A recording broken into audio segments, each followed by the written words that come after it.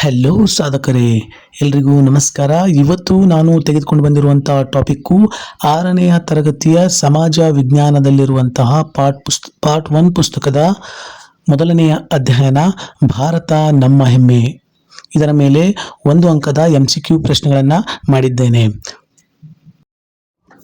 ಮೊದಲನೆಯ ಪ್ರಶ್ನೆ, ಭಾರತ ಎಂಬ ಹೆಸರಿನ ಉಗಮ ಪುರಾಣಗಳ ಪ್ರಕಾರ ಯಾರಿಂದ ಬಂದಿದೆ ಅಂತೇಳಿ ಪ್ರಶ್ನೆಯನ್ನ ಕೇಳಿದ್ದಾರೆ. ಅದಕ್ಕೆ A Ashoka, B Chandragupta, C Bharata, D Vikramaditya. ಇದಕ್ಕೆ ಸರಿಯಾದ ಉತ್ತರ ಸಿ ಭರತ. ಎರಡನೆಯ ಪ್ರಶ್ನೆ, ಪುರಾಣಗಳ ಪ್ರಕಾರ ಭರತನು ಯಾರ ಹಿರಿಯ ಮಗನಾಗಿದ್ದನು?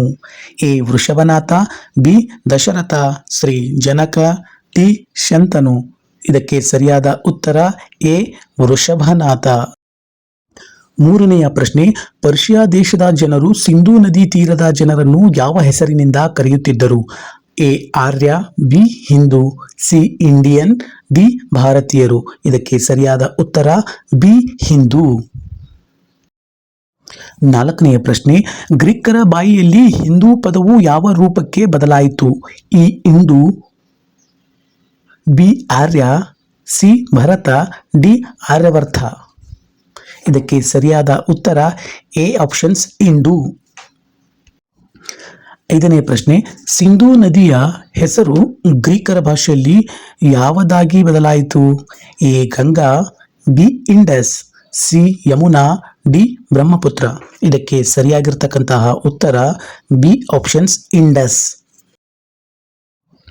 ಆರನೆಯ ಪ್ರಶ್ನೆ, ಮಹಮ್ಮದೀಯರ ಆಕ್ರಮಣದ ನಂತರ ಈ ದೇಶವನ್ನು ಯಾವ ಹೆಸರಿನಿಂದ ಕರೆಯಲಾಯಿತು? ಎ ಭಾರತ ವರ್ಷ, B Hindustan, C Aryavarta, D Jambudvipa. ಇದಕ್ಕೆ ಸರಿಯಾಗಿರ್ತಕ್ಕಂಥ ಉತ್ತರ ಬಿ ಹಿಂದೂಸ್ತಾನ್. ಏಳನೆಯ ಪ್ರಶ್ನೆ, ಭಾರತದ ಪ್ರಾಚೀನ ಭವ್ಯತೆಯನ್ನು ಜಗತ್ತಿಗೆ ಪರಿಚಯಿಸಿದ ಪ್ರಮುಖ ಆಂಗ್ಲ ವಿದ್ವಾಂಸ ಯಾರು? A Macaulay, B William Jones, C James Mill, D Hunter. ಇದಕ್ಕೆ ಸರಿಯಾದ ಉತ್ತರ ಆಪ್ಷನ್ಸ್ ಬಿ ವಿಲಿಯಂ ಜೋನ್ಸ್. ಎಂಟನೆಯ ಪ್ರಶ್ನೆ, ವಿಲಿಯಂ ಜೋನ್ಸ್ ಯಾವ ಭಾಷೆಯನ್ನು ಕಲಿತಿದ್ದರು? Options A Persian, options B Sanskrit, option C French, options D German. ಇದಕ್ಕೆ ಸರಿಯಾದ ಉತ್ತರ ಆಪ್ಷನ್ಸ್ ಬಿ ಸಂಸ್ಕೃತ. ವಿಲಿಯಂ ಜೋನ್ಸ್ನವರು ಸಂಸ್ಕೃತ ಭಾಷೆಯನ್ನ ಕಲಿತಿದ್ದರು. ಒಂಬತ್ತನೆಯ ಪ್ರಶ್ನೆ, ಸಂಸ್ಕೃತದಿಂದ ಇಂಗ್ಲಿಷಿಗೆ ಅನುವಾದಗೊಂಡ ಮೊದಲ ಕೃತಿ ಯಾವುದು? Options A Ramayana, options B Mahabharata, option C Bhagavadgita, options D ಉಪನಿಷತ್ತುಗಳು. ಇದಕ್ಕೆ ಸರಿಯಾದ ಉತ್ತರ ಆಪ್ಷನ್ ಸಿ ಭಗವದ್ಗೀತೆ. ಹತ್ತನೆಯ ಪ್ರಶ್ನೆ, ವಿಲಿಯಂ ಜಾನ್ಸನ್ ಯಾವ ಸಂಸ್ಕೃತ ಕೃತಿಯನ್ನು ಇಂಗ್ಲಿಷ್ನಲ್ಲಿ ಸಿದ್ಧಗೊಳಿಸಿದರು? Options A Abhijnana Shakuntala, B Gita Govinda, C Panchatantra, D Hitopadesha. ಇದಕ್ಕೆ ಸರಿಯಾದ ಉತ್ತರ options A Abhijnana Shakuntala. Next ಪ್ರಶ್ನೆ ನೋಡುತ್ತಾ ಹೋದರೆ 11 ಆಗಬೇಕಾಗಿತ್ತು, ಟೈಪ್ ಮಾಡುವಾಗ ಮಿಸ್ಟೇಕ್ ಆಗಿ 1 ಅಂತ ಮಾತ್ರ ಟೈಪ್ ಆಗಿದೆ ನೋಡಿ. ನೆಕ್ಸ್ಟ್ ಪ್ರಶ್ನೆ, ಪ್ರಾಚೀನ ಕಾಲದ ಮಗಧ ಎಂಬ ಸ್ಥಳನಾಮವು ಇಂದಿನ ಯಾವ ರಾಜ್ಯಕ್ಕೆ ಸಮಾನವಾಗಿದೆ ಅಂತ ಪ್ರಶ್ನೆಯನ್ನು ಕೇಳಿದ್ದಾರೆ. ಉತ್ತರ A Uttar Pradesh, B Bihar, C Madhya Pradesh, D Gujarat. ಇದಕ್ಕೆ ಸರಿಯಾದ ಉತ್ತರ B Bihar.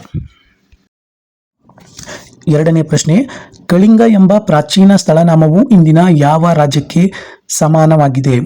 A Tamil Nadu, B Orissa, C Karnataka, D Maharashtra.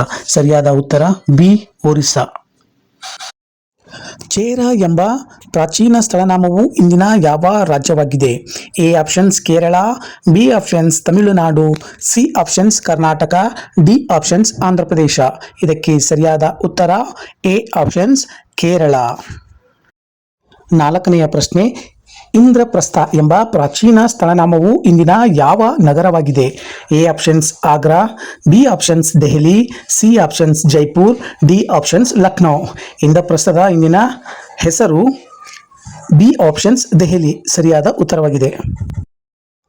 Prayag ಎಂಬ ಪ್ರಾಚೀನ ಸ್ಥಳನಾಮವನ್ನು ನಂತರ ಯಾವ ಹೆಸರಿನಿಂದ ಕರೆಯಲಾಗಿದೆ? ಇದು 5ನೆಯ ಪ್ರಶ್ನೆಯಾಗಿದ್ದು ಇದಕ್ಕೆ ಸರಿಯಾದ ಉತ್ತರಗಳು ಆಪ್ಷನ್ಸ್ ಅಲ್ಲಿ ನೋಡೋದಾದ್ರೆ A Lucknow, B Ahmedabad, C Patna, D Varanasi.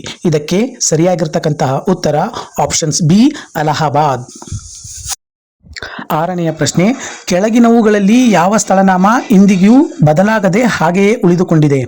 A options Kashmir, B Magadha, C Kalinga, D Chera. ಇದಕ್ಕೆ ಸರಿಯಾದ ಉತ್ತರ ಎ ಆಪ್ಷನ್ಸ್ ಕಾಶ್ಮೀರ. 7ನೆಯ ಪ್ರಶ್ನೆ, ಕೆಳಗಿನವುಗಳಲ್ಲಿ ಯಾವುದು ಇಂದಿಗೂ ಉಳಿದಿರುವ ಪ್ರಾಚೀನ ಸ್ಥಳನಾಮವಾಗಿದೆ? A options Ayodhya, B Bihar, C Orissa, D Chennai. ಇದಕ್ಕೆ ಸರಿಯಾಗಿರುವಂತಹ ಉತ್ತರ ಆಪ್ಷನ್ಸ್ ಎ ಅಯೋಧ್ಯೆ. 8ನೆಯ ಪ್ರಶ್ನೆ, ಮದ್ರಾಸ್ ಎಂಬ ನಗರವನ್ನು ಈಗ ಯಾವ ಹೆಸರಿನಿಂದ ಕರೆಯುತ್ತಾರೆ? Options A Chennai, options B Kochi, option C Mangaluru, options D Hyderabad. ಇದಕ್ಕೆ ಸರಿಯಾಗಿರ್ತಕ್ಕಂಥ ಉತ್ತರ ಆಪ್ಷನ್ಸ್ ಎ ಚೆನ್ನೈ. 9ನೆಯ ಪ್ರಶ್ನೆ, ಬೊಂಬಾಯಿ ಎಂಬ ನಗರವನ್ನು ಈಗ ಯಾವ ಹೆಸರಿನಿಂದ ಕರೆಯುತ್ತಾರೆ? A Pune, B Mumbai, C Nashik, D Surat. ಇದಕ್ಕೆ ಸರಿಯಾದ ಉತ್ತರ ಆಪ್ಷನ್ಸ್ ಬಿ ಮುಂಬೈ. 10ನೆಯ ಪ್ರಶ್ನೆ, ಬರೋಡಾ ಎಂಬ ನಗರವನ್ನು ಈಗ ಯಾವ ಹೆಸರಿನಿಂದ ಕರೆಯುತ್ತಾರೆ? Options A Vadodara, options B Surat, options C Rajkot, options D Ahmedabad. ಇದಕ್ಕೆ ಸರಿಯಾದ ಉತ್ತರ ವಡೋದರ. 11ನೆಯ ಪ್ರಶ್ನೆ, ಅಶೋಕನ ಶಿಲಾಲೇಖನಗಳಲ್ಲಿ ಅಂಕೆಗಳ ಬಳಕೆ ಸುಮಾರು ಎಷ್ಟು ವರ್ಷಗಳ ಹಿಂದಿನದ್ದು? ಆಪ್ಷನ್ಸ್ ಎ 1500 ವರ್ಷಗಳು, ಆಪ್ಷನ್ಸ್ ಬಿ 2000 ವರ್ಷಗಳು, ಆಪ್ಷನ್ ಸಿ 2300 ವರ್ಷಗಳು, ಆಪ್ಷನ್ಸ್ ಡಿ 3000 ವರ್ಷಗಳು. ಇದಕ್ಕೆ ಸರಿಯಾದ ಉತ್ತರ ಆಪ್ಷನ್ಸ್ ಸಿ 2300 ವರ್ಷಗಳು. ಪ್ರಶ್ನೆ ಸಂಖ್ಯೆ 12, ಕೆಳಗಿನವುಗಳಲ್ಲಿ ಗಣಿತಕ್ಕೆ ಭಾರತೀಯರು ನೀಡಿದ ಕೊಡುಗೆ ಯಾವುವು ಅಂತೇಳಿ ಕೇಳಿದ್ದಾರೆ ಅಥವಾ ಯಾವುದು? ಆಪ್ಷನ್ಸ್ ಎ ದಶಮಾಂಶ, ಆಪ್ಷನ್ಸ್ ಬಿ ಭಿನ್ನರಾಶಿ, ಆಪ್ಷನ್ ಸಿ ಬೀಜಗಣಿತ, ಆಪ್ಷನ್ಸ್ ಡಿ ಮೇಲಿನ ಎಲ್ಲವೂ. ಇದಕ್ಕೆ ಸರಿಯಾದ ಉತ್ತರ ಆಪ್ಷನ್ಸ್ ಡಿ ಮೇಲಿನ ಎಲ್ಲವೂ. 13ನೆಯ ಪ್ರಶ್ನೆ, 0 ಅನ್ನು ಮೊದಲು ಸಂಖ್ಯಾಸೂಚಕವಾಗಿ ಬಳಸಿದ ಕೀರ್ತಿ ಯಾರಿಗೆ ಸೇರಿದೆ ಎಂಬ ಪ್ರಶ್ನೆ. ಆಪ್ಷನ್ಸ್ ಎ ಗ್ರೀಕರು, ಆಪ್ಷನ್ಸ್ ಬಿ ರೋಮನ್ನರು, ಆಪ್ಷನ್ ಸಿ ಭಾರತೀಯರು, ಆಪ್ಷನ್ಸ್ ಡಿ ಚೀನಿಯರು. ಇದಕ್ಕೆ ಸರಿಯಾದ ಉತ್ತರ ಆಪ್ಷನ್ ಸಿ ಭಾರತೀಯರು. 14ನೆಯ ಪ್ರಶ್ನೆ, ಭೂಮಿ ಗುಂಡಾಗಿದೆ ಮತ್ತು ಸೂರ್ಯನ ಸುತ್ತ ಭೂಮಿಯು ಸುತ್ತುತ್ತದೆ ಎಂದು ತೋರಿಸಿದ ಭಾರತೀಯ ವಿಜ್ಞಾನಿ ಯಾರು? Options A Bhaskaracharya, option C Aryabhata, option C Varahamihira, options D Chanakya. ಇದಕ್ಕೆ ಸರಿಯಾದ ಉತ್ತರ options B Aryabhata.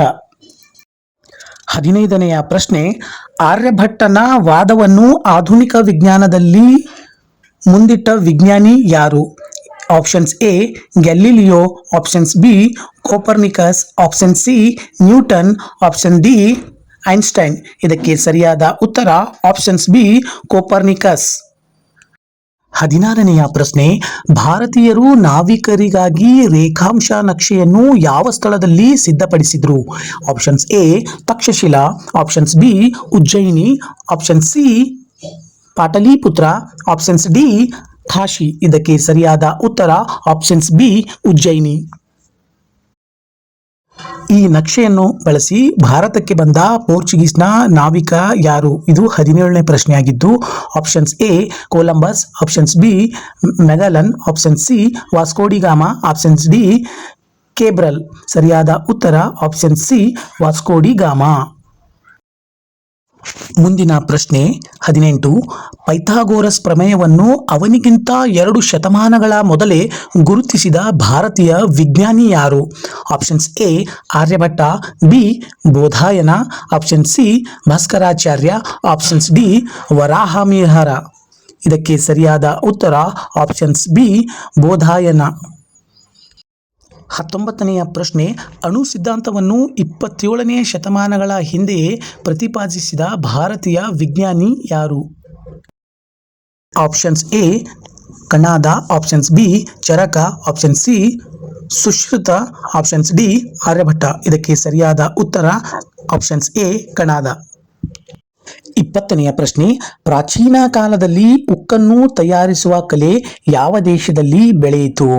Options A China, options B Greece, option C Bharat, options D Roman. ಇದಕ್ಕೆ ಸರಿಯಾದ ಉತ್ತರ ಆಪ್ಷನ್ ಸಿ ಭಾರತ. ನೋಡಿದಿರಲ್ಲ ಸಾಧಕರೇ, ಇವತ್ತು ನಾನು ನಿಮಗೆ 6ನೆಯ ತರಗತಿಯ ಅಧ್ಯಯನ 1 ಭಾರತ ನಮ್ಮ ಹೆಮ್ಮೆ ಎನ್ನುವ ಚಾಪ್ಟರ್ ಮೇಲೆ ಪಾರ್ಟ್ 1 ವಿಡಿಯೋನ ಮಾಡಿದ್ದೇನೆ.